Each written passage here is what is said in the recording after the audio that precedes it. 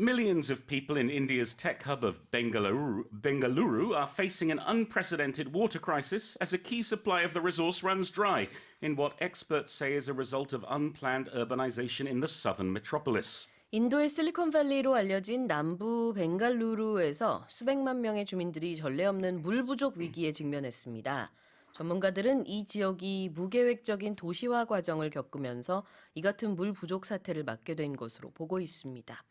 Tell us more about what's happening in Bengaluru. Yeah, so this is a big deal. It is, as you said in Korean, India's Silicon Valley. It's also known as Bangalore, which is the name I was used to when I was growing up. Yes. Bengaluru is the name it's using now. It's home to thousands of IT companies, big international firms. It requires 2 billion litres of water every single day, and it's relying mostly on the Calvary River. Unfortunately, those who are living on the outskirts have to rely on wells or water brought in by tankers. The issue is it's got too big and it's got too popular, and now there are many people who are dependent on these tankers just to get the water they need to survive every single day. So the issue is too many people, not enough water. Yeah, and the population of India continues to expand.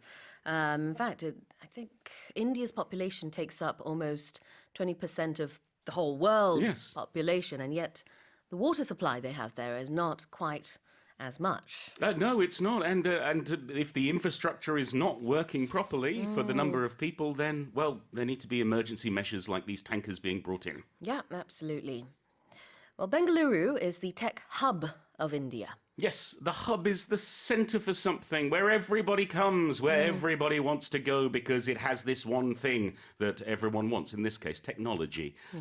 You know, I think you think of Daejeon as the science hub of Korea in some ways because of the universities there and so on. I think of Itaewon as used to be the foreign hub of Seoul because lots of foreigners would go there to hang out.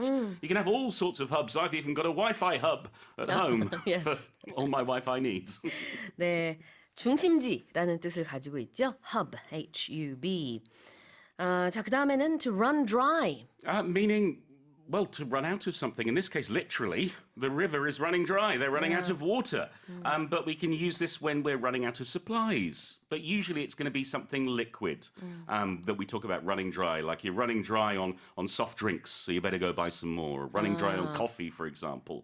But yeah, here it means there's none left. There's no more. 조금 전에 폴 선생님이 run out라는 표현도 쓰셨는데요.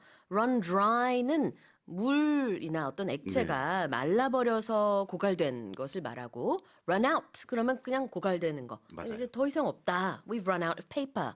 종이가 다 떨어졌어. 이렇게 얘기할 수도 있겠죠. Have we? No. Oh, okay.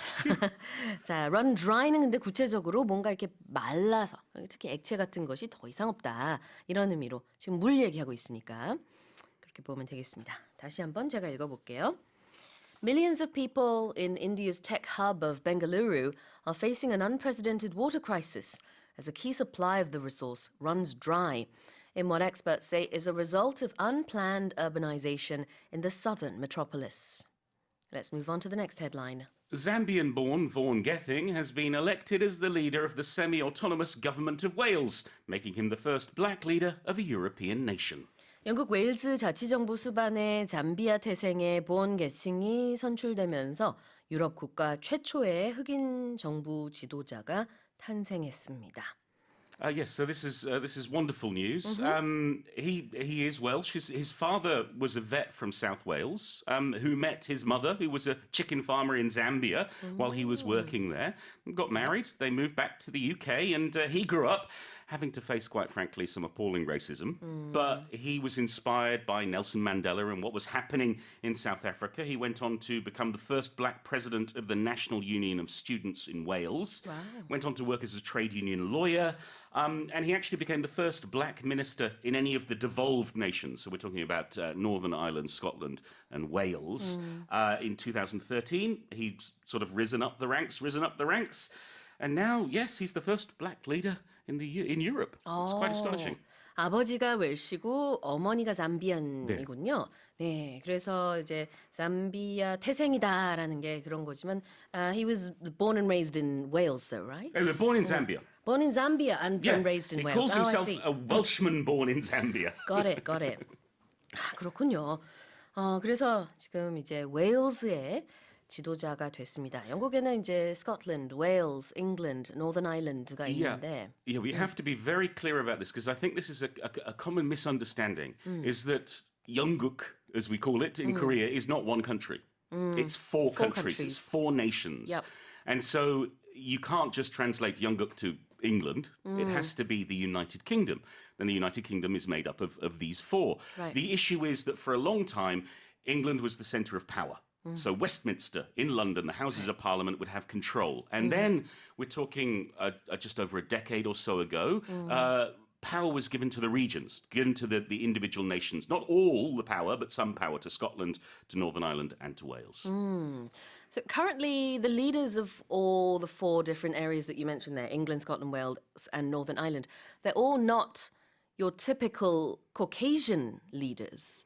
We're looking at Rishi Sunak, of course, who has Indian heritage. Sure, yes. And then in Scotland, we have Humza Yousaf, I think it is. Yousaf. Yousaf, thank you, who is of Pakistani origin. Yeah. And Northern Ireland, we have a woman. So not the typical Caucasian male leader. Absolutely. I think one of the great things about the UK has been the diversity of the people who lead us, whether you agree with their politics or not, and we won't get into that. So the fact that we have such diverse leaders and such diverse ministers is a really, really positive thing. 그렇습니다.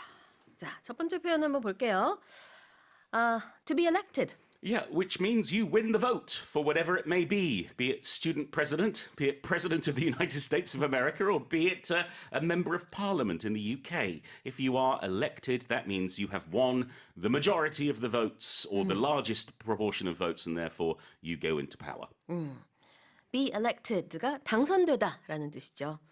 election이 선거인데 somebody was elected, somebody will be elected 이렇게 시제만 바꿔서 쓰시면 되겠고요.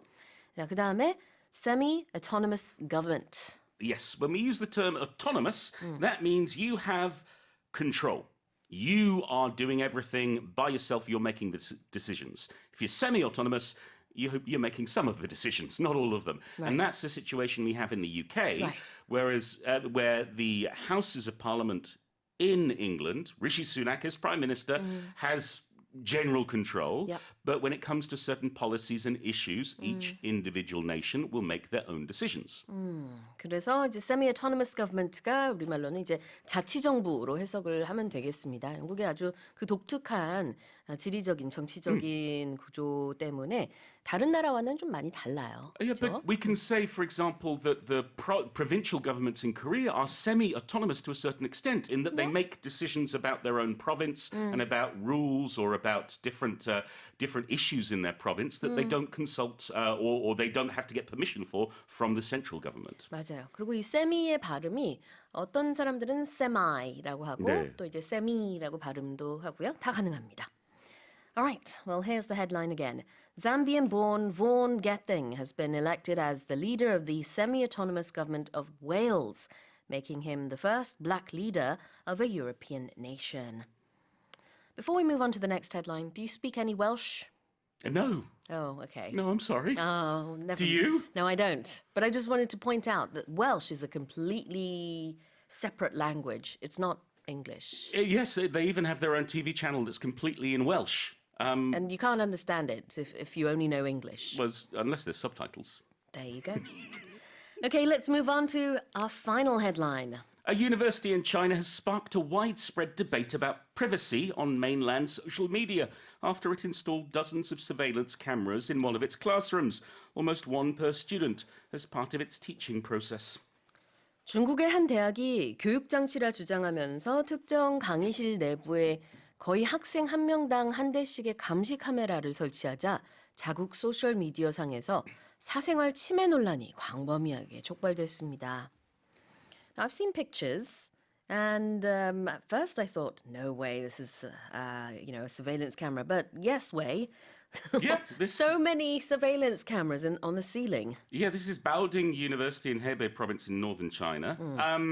One member of staff from the university says that, yes, we do have the cameras, but they're for digital media teaching and they're not on for other classes and they're only used during exams to prevent students from cheating. And yet people are asking, what's up with this? Right. Then there are students who are going online and saying, our university has a similar setup. What's interesting is the class where this clip was filmed was a calligraphy teaching class, where you shouldn't really need to have cameras, should you? And this seems to be a bigger and bigger issue in China. There are some teenagers complaining that their parents have installed surveillance cameras in their bedrooms because they want to keep tabs on how they're studying and if they're working hard, which is really quite worrying at the same time. We shall see what happens, but certainly it's a hot issue in China at the moment. The university in Hebei seems to be saying that it's not used, every day. No, they're It's just there for when they need them. Yeah, for exam periods so that people don't cheat and things like that. And yet the students still say just the presence of these cameras is very stressful to them. Yeah, I mean, if I had to sit in a room to do this show in front of all these cameras, oh my God, there's cameras in the room, Sue! We're being watched! We have 1, 2, 3. But just imagine you had... I didn't know they were watching me, Sue! But just imagine you had 20, 30 cameras on the ceiling and each one's focusing on you. And as a teenager, that's one of the most stressful times in anyone's life. Yeah. You're going through hormonal changes, you're dealing with exams. I can understand why kids would not be happy with this predicament. Yeah, and that's why there's a widespread debate, right? There is, and a widespread debate means everyone's talking about it, from over there all the way to over here. Widespread meaning it's over a large area. Yeah. But we're talking about online, basically. It means that lots of people online in lots of different places are talking about this topic. 네. widespread, 광범위하게 걸쳐진 debate, 논쟁이라는 뜻이 되겠고요. surveillance camera. CCTV, the cameras that watch us. If you are being surveilled, that means you are being monitored or watched by someone or something. So, for example, in our studio, if you're watching on the Boyne radio, you're not seeing me on a surveillance camera. That's just on a video camera. But we do have surveillance cameras, I'm sure, in the studio, just in case anything might happen. 그래요. 근데 중국에서는 CCTV라는 채널도 있기 때문에 이제 이게 헷갈리면 안 되지만 우리가 보통 말하는 CCTV는 closed circuit TV죠. 그래서 감시카메라라는 의미인데 이거를 또 다른 말로 surveillance camera라고 하고요. 또 참고로 중국의 CCTV라는 채널은 China Central TV의 약자라서 다른 단어입니다. I wonder if they have CCTVs inside CCTV. I'm sure they do. CCTVs in CCTV. 자, 그래서 surveillance camera라는 표현까지 살펴봤습니다. 제가 다시 한번 읽어볼게요. A university in China has sparked a widespread debate about privacy on mainland social media after it installed dozens of surveillance cameras in one of its classrooms, almost one per student, as part of its teaching process. Well, that's it for the headlines today.